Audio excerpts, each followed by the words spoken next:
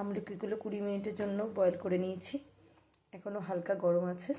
এই অবস্থায় আমি এটার শিডসগুলোকে আলাদা করে নেব।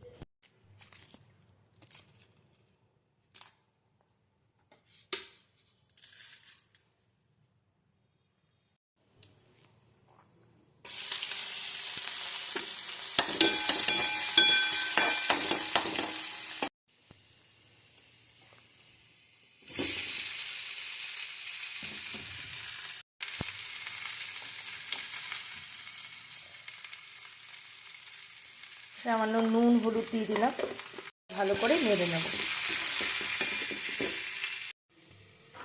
এদিকে আলাদা পাত্রে আমি গুড়টাকে ভালো করে মেল্ট করে নিচ্ছি।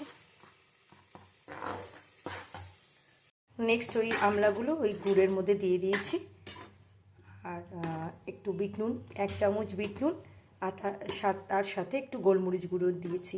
যেহেতু এটা সর্দি কাশির জন্য উপকার, তো গোলমরিচও খুব সর্দির জন্য খুবই ভালো উপকার, সেই কারণে এটা দেওয়া।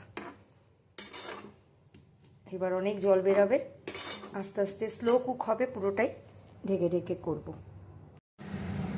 ভালো করে উবাল আসছে, এখনও অনেক জল, সেগুলিকে ভালো করে ড্রাই করতে হবে।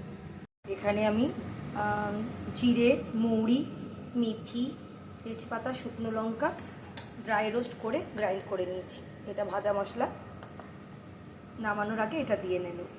মশলাটা রেখেছিলাম ওটা দিয়ে দিলাম,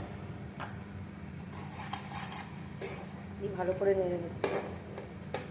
আর দিতে হবে আরেকটা খুব মেন ইনগ্রিডিয়েন্টস, সেটা হলো ভিনিগার। ভিনিগার এটাকে প্রিজার্ভ করতে সাহায্য করবে। এক ঢাকনি ভিনিগার দিয়ে দিলাম, দিয়ে গ্যাসটাকে বন্ধ করে ভালো করে নেড়ে নেব। তারপরে খেয়ে কেমন লাগলো সেটাও জানাবো।